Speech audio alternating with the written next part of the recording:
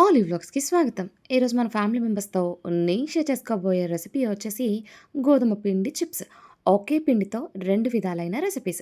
ఎలా చేశానో చూసేయండి. చకచకా చేసేయండి. ముందుగా ఒక బౌల్ తీసుకొని అందులోని 2 కప్పుల గోధుమ పిండినైతే వేసుకుంటున్నాను. జల్లించైతే తీసుకున్నానండి దీన్ని. ఇప్పుడు అందులోని సూజీ రవ్వ లేదా ఉప్మా రవ్వ అంటారు కదా! ఉప్మా రవ్వని 2 టేబుల్ స్పూన్లు వేసుకున్నాను.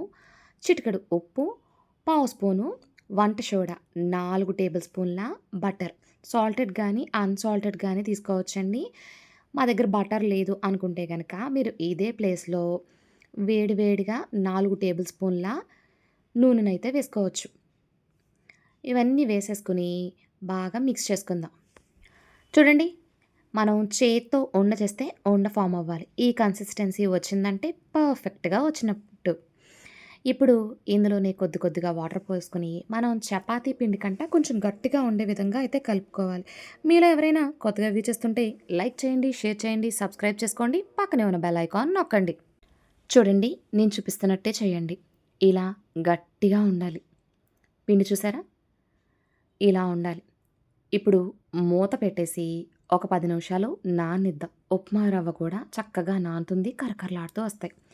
10 నిమిషాల తర్వాత మూత ఓపెన్ చేసి మరొక్కసారి కలుపుకుందాం. ఇప్పుడు కొంచెం సాఫ్ట్ అయింది. మరీ సాఫ్ట్ కాదు. మనం గట్టిగా పిండి కలుపుకున్నాం వల్ల కొంచెం సాఫ్ట్‌గా అయితే అయింది. ఇప్పుడు దీన్ని నేను 4 పార్ట్స్ కింద అయితే చేస్తున్నాను. 4 పార్ట్స్ కింద ఎందుకు చేస్తున్నానంటే గనక, రెండేమో బెల్లం పాకం పెట్టి చేస్తాను చిప్స్ కింద స్వీట్. ఇంకొకటేమో హాట్.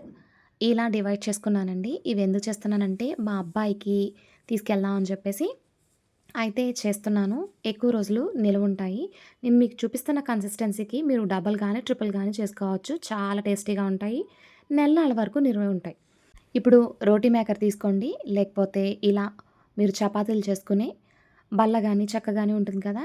దాని మీద మనం తీసుకున్న గోధుమ పిండి మిశ్రమాన్ని వేసి, మనం చపాతీలని ఎలా ఒత్తుకుంటామో కింద మైదా వేసి, అదే విధంగా చపాతీలు చేసినట్టు చేసేసా. చేసిన తర్వాత ఎడ్జెస్‌ని కరెక్ట్‌గా ఉండే విధంగా అయితే కట్ చేసేసుకుందాం.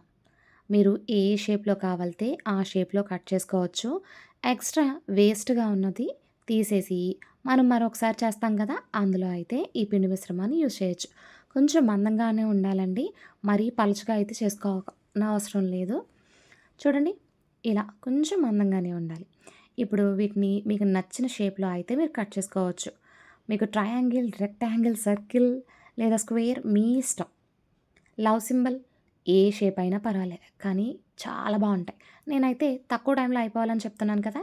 అందుకని నార్మల్ చిప్స్ షేప్ అయితే తీసుకుంటున్నాను. కొంచెం పెద్ద సైజే కట్ చేసుకున్నానండి. నేను మరీ చిన్న చిన్నవి అయితే చేయలేదు. మనం తర్వాత లాస్ట్‌లో ఇలా కట్ చేసుకున్న తర్వాత నైఫ్‌తో ఇలా అంటే అలా వచ్చేస్తాయి మొత్తం అన్నీ గూడా. ఇలా వచ్చేసిన వాటిని తీసుకొని అయితే పక్కన పెట్టేసుకున్నా.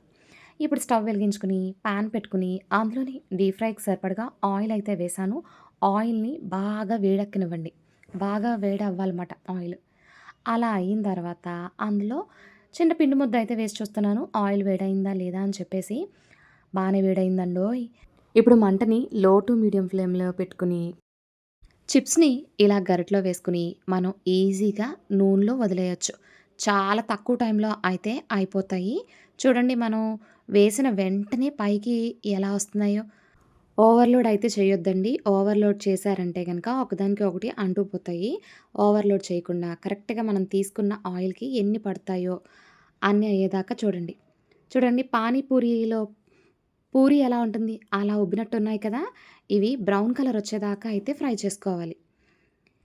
ఇప్పుడు వీటిని తీసుకొని ఒక ప్లేట్‌లోకైతే వేసేసుకున్నా. మొత్తం అన్నీ కూడా ఇదే విధంగా ఫ్రై చేసేసానండి. చూడండి, ఇన్నైతే అయినియి. కరకరలాడుతూ భలే క్రిస్పీగా ఉన్నాయి. ఇవి హాట్ చిప్స్. ఇందులోని సగం చిప్స్ తీసుకొని స్వీట్ చిప్స్ అయితే చేసేస్తున్నాను. ముందుగా స్టవ్ వెలిగించుకొని బాండీ పెట్టుకొని అందులోని అరకప్పు బెల్లం తురుముకొని అయితే వేసుకున్నాను. పావు కప్పు వాటర్ వేసుకొని బెల్లాన్నయితే కరగనిద్దాం. మనకి పాకం కావాలి కదండీ! మనం ఇప్పుడు తియ్యగా ఉండే చిప్స్ అయితే చేసుకుంటున్నాం. ఇలా బెల్లం కరిగి పాకం వస్తుంది అన్న టైంలోనే మనం ముందుగా దంచి పెట్టుకున్న 2 యాలకులైతే వేసేసి మరొకసారి మిక్స్ చేసుకుందాం. మనకి పాకం వచ్చేసి తీగ పాకం రావాలండి. జస్ట్ స్ట్రింగ్ కన్సిస్టెన్సీ అయితే వస్తే సరిపోతుంది. నేను చూపిస్తున్నాను చూడండి. ఇలా రావాలి. తీగ పాకం వస్తే కరెక్ట్ కన్సిస్టెన్సీ వచ్చేసినట్టేనండి. ఇప్పుడు స్టవ్ ఆఫ్ చేసేసి, మనం ముందుగా ఫ్రై చేసి పెట్టుకున్న చిప్స్ ఉన్నాయి కదా! వాటిని వేసి ఒకసారి మిక్స్ చేసుకుందాం. మొత్తం అన్నీ ఒకసారే వేయొద్దు. కొద్దిగా గ్యాప్ ఇచ్చి అప్పుడు వేయాలి. చూడండి ఫస్ట్ కొన్ని వేసుకున్నానా, వాటికి పాకం పట్టే విధంగా అయితే చూసుకుంటున్నాను. ఇలా మిక్స్ చేస్తూని తర్వాత మిగిలిన వాటిని కూడా వేసేసి మనం మిక్స్ చేసుకుందాం. చాలా తక్కువ టైంలోనే అయిపోతుంది. ఎక్కువ రోజులు నిలవ కూడా ఉంటాయి. వీటిని ఇప్పుడు బాగా మిక్స్ చేసేసుకొని, పూర్తిగా చల్లారిన తర్వాత, మనం ఒక ఎయిర్ టైట్ కంటైనర్‌లో స్టోర్ చేసుకుంటే దగ్గర దగ్గర మనకి నెల్లాళ్ళు పైనే స్టోర్ అవుతాయండి ఇవి. చాలా బావుంటాయి.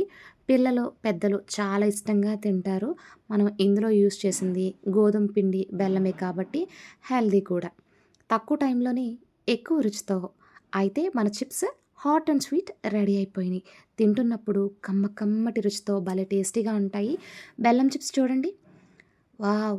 క్రిస్పీగా, క్రంచీగా ఉన్నాయి. నేనైతే స్వీటు, హాటు చేశాను కదా!